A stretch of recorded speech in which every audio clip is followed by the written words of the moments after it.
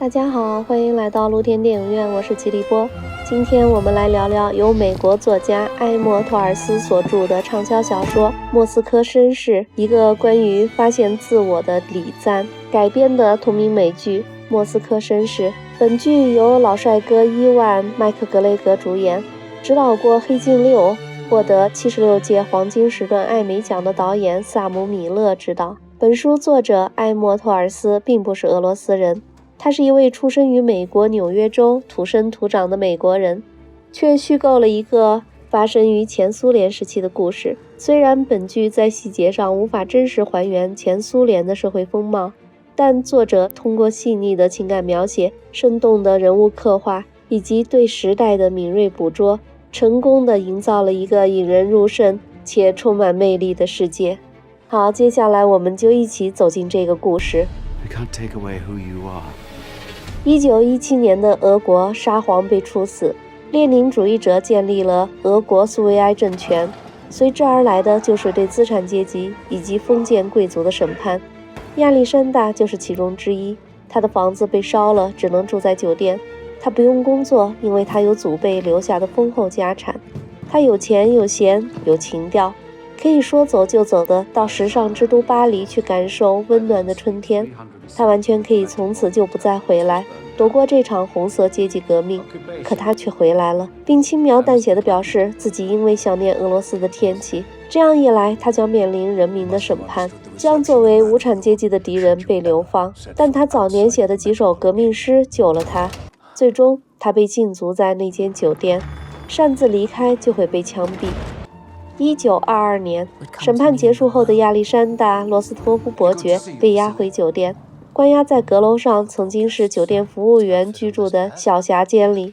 他的财物都被没收充公了，庆幸的是留下了一条命。乐观的亚历山大对房间能够有一扇窗子而惊喜，嘎吱响的铁床被他称为 G 大调，然后礼貌地感谢了押送他来的光头同志。光头同志警告他，只要他踏出酒店一步就会脑袋开花。禁足的第一天，他就被冻醒了，靠一个小炉子取暖，但他依然穿戴整齐，到餐厅吃饭，精确地品味出偷工减料的菜品，看报理发，就这样开启了日复一日的软禁人生。半个月后，他在酒店见到了老朋友尼古拉公爵。尼古拉同样失去了身份地位和财产，好在他从小热爱音乐，现在在餐厅乐队做小提琴手。尼古拉在策划着逃离俄罗斯，他邀请亚历山大一起，但亚历山大有很多无法割舍的东西，比如留了很多年的山羊胡子，还有妹妹海伦娜的画像。没想到他的胡子很快就被一个暴躁的客人剪掉了。熟睡时会被光头同志突然冲进来搜查。与残酷的现实相比，尼古拉所描绘的轻松逃跑计划让亚历山大有些心动了。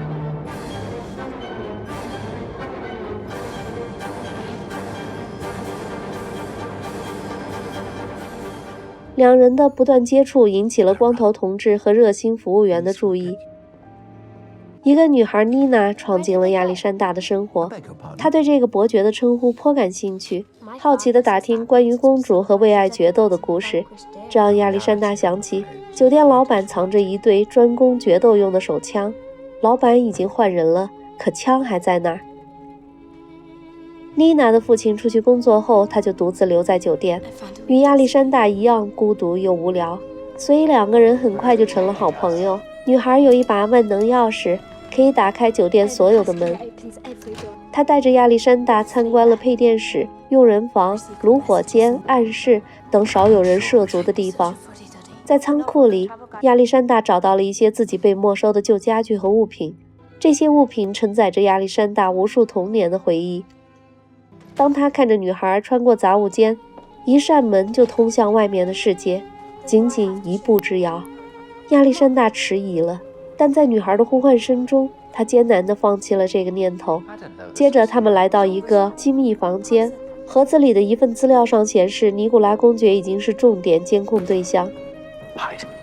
当晚，亚历山大就劝尼古拉赶快离开。尼古拉决定完成最后一场演奏就走。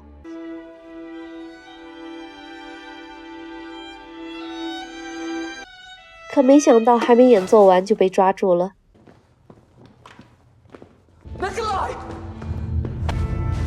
在酒店大门外的冰天雪地里被枪毙了。1923年，亚历山大遇见了大学同寝室的黑人小哥米什卡，在学校里，两人就在政治立场上有很大的分歧，但这并不妨碍他们之间的友谊。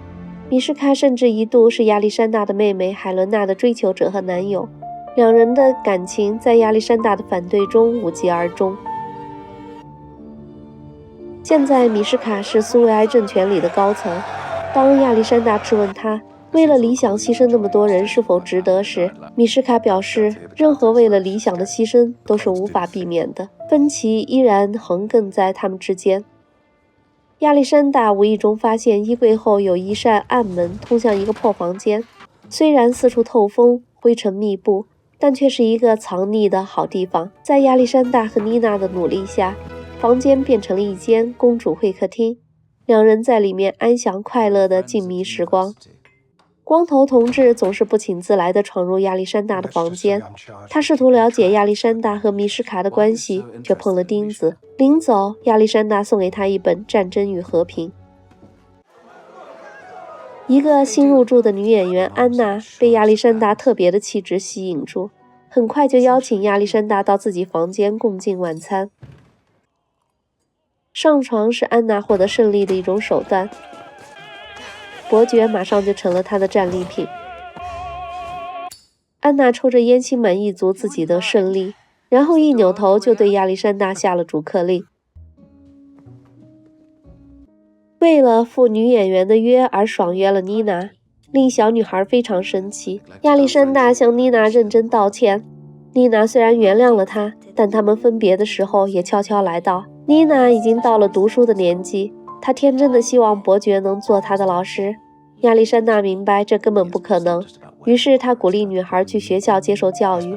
他告诉妮娜，教育的目的不仅仅是学习知识，更重要的是学习如何优雅地面对生活的挑战。分别的日子就在眼前，亚历山大送给女孩一副妹妹最喜欢的望远镜，女孩也回送了礼物，并嘱咐伯爵新年钟声后再打开。两人深深的拥抱道别。快乐的时光总是那么弥足珍贵，分别是最让人难以承受的伤感。亚历山大目送女孩离开，拿起酒找到米什卡，在新年的钟声里和一众无产阶级喝了个痛快。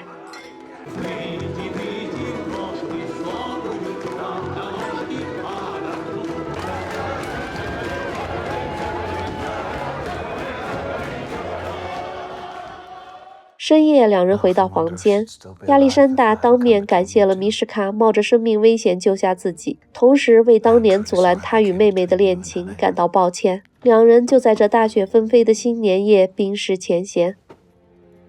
送走了米什卡，亚历山大打开了女孩送给他的包裹，里面正是那把万能钥匙。这把万能钥匙为他打开了通向顶楼的门。站在酒店顶上，亚历山大看到了新年的第一束晨光。1926年，亚历山大已经被囚禁了4年多。妮娜假期回到了酒店，安娜也成了明星。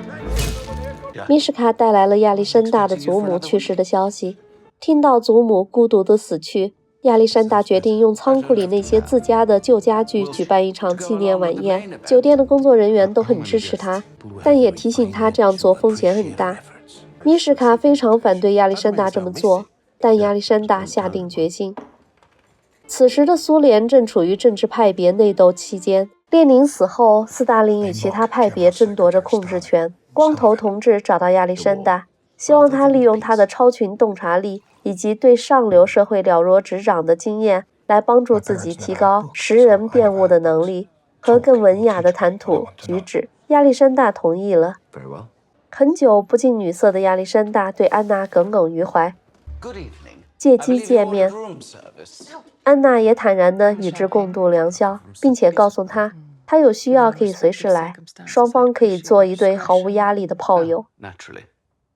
莫斯科开始大拆大建，那些贵族的花园和城堡被一一拆除，墙上的名画被涂抹，雕塑被推倒，这一切代表旧世界的符号均要被消灭，化为新世界车轮下的一抹渣土。酒店附近的花园被拆了，在楼顶养蜂的老头为失去了整个蜂群伤心不已。纪念晚宴如期举行，恰巧安娜的新片发布会也在同一天，据说最高领袖也要来。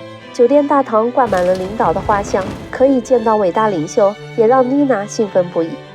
亚历山大的晚宴很冷清，只有米什卡和妮娜来赴宴。亚历山大很沮丧，他质疑这一切变革的意义。虽然他努力去接受改变，默默缅怀那些无辜死去的人和被消灭的阶级，不断鼓励自己满怀信心地看到一个朋友口中的崭新世界，但眼前却是恐惧毁灭性的否定，形式主义、个人崇拜大行其道。妮娜无法接受伯爵对理想世界的批评，起身而去。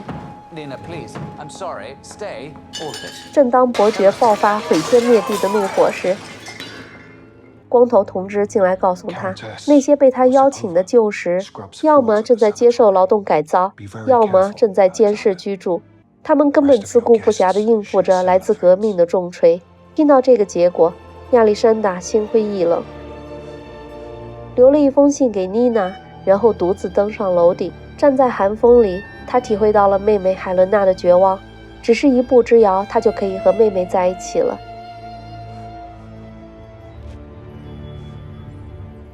可就在这时，养蜂老头喊住了他，告诉他蜜蜂回来了。他们只是去了更远的地方采蜜，蜂蜜里带着苹果花的味道，那是亚历山大家城堡旁边的树林里的苹果树。老人把蜂箱留给了亚历山大，自己告老还乡。强权能夺走一个人的地位身份，却不能夺走人对生活的爱，能夺走他的自由，却无法夺走他的品格和思想。费尽千辛万苦却没有等到伟大领袖到来的安娜，在繁华散去后，仿佛也疲惫了追逐权势，回过头要了一瓶酒，与伯爵一起牵着手离开了大厅。转眼间，伯爵就在酒店待了10年了。时间来到1932年，苏联在斯大林同志的统治下迎来了空前的繁荣，而此时的西方社会正深陷各种危机中。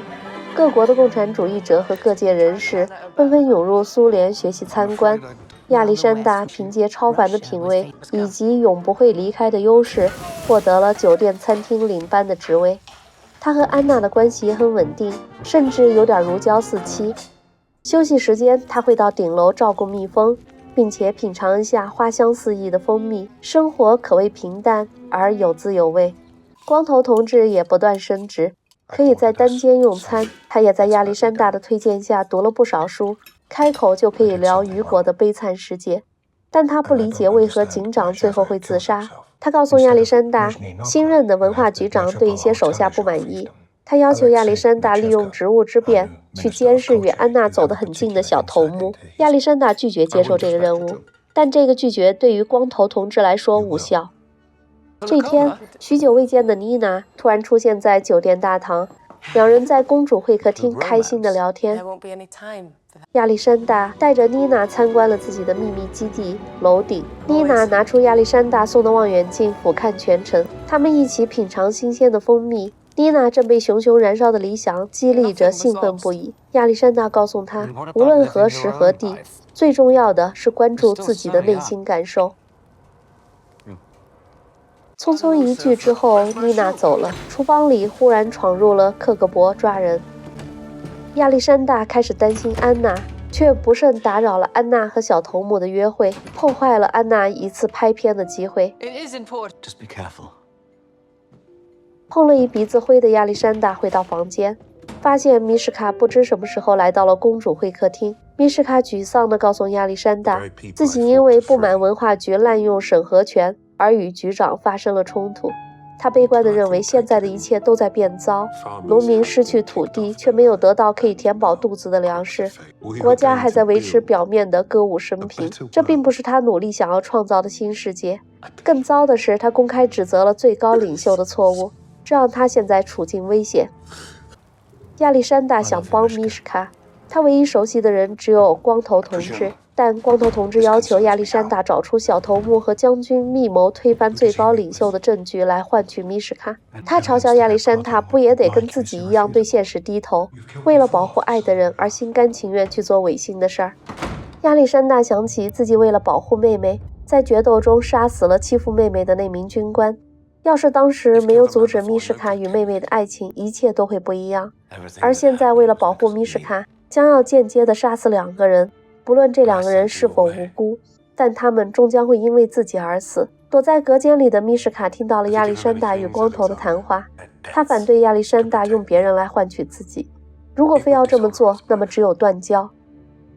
当天晚上，亚历山大打听到了将军住的房间，从房间里他找到一张小头目给将军的疑似密谋的纸片，却只是一张简单的素描。与此同时，米什卡为了阻止亚历山大而独自离开了藏身处，在酒吧大声惹事儿，终于成功被抓了起来。当亚历山大回到大厅，这里已经恢复了安静。光头问亚历山大是否拿到了证据，亚历山大没有任何证据可交。他试图说服光头用他的权力做点善良的事，光头反驳他，只有不择手段才能活着，才能保护家人。最终，小头目和将军都被抓了，米什卡也没被放回来。最高领袖的高压政策让全国人人自危，但即便这样绝望的环境中，后厨里依然为那一点点的平凡爱情而感动。1938年，无论外面的世界如何改变，酒店里的亚历山大并没有受到更多的影响，日子还在继续。在一个安静而寒冷的夜晚，妮娜忽然带着一个女孩来到了酒店。她告诉亚历山大自己必须去寻找被政治迫害的丈夫。她把女儿索菲亚交给最信任的亚历山大帮忙照顾，等自己找到丈夫并安定下来就来接女儿。在短暂而肝肠寸断的告别后，安娜留下一张全家照，扭头离开。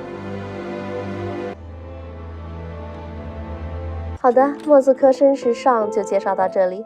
本剧跨越了几十年的时间，展现了伯爵在莫斯科大都会酒店内的独特生活历程。他在有限的空间中建立了丰富的人际关系，见证了苏联历史的变迁，并通过自身的智慧、风度和坚韧不拔的品质，成为酒店里的核心人物。在这个过程中，伯爵自己也学会了如何在外界的巨大变革之下，坚守内心世界的独立和完整，同时也找到了家庭、友谊和爱情的意义。本片对个人命运与宏大历史交织的独特视角，描绘了一个优雅的灵魂如何在困境中寻找生活的美好与价值。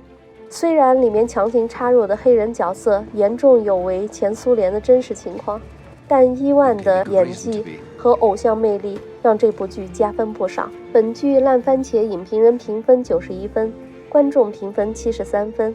我们会继续追更。好的，今天就聊这么多，更多精彩我们下期继续。谢谢大家光临露天电影院，欢迎大家点赞关注，并在留言区与我们交流互动。我们下期见。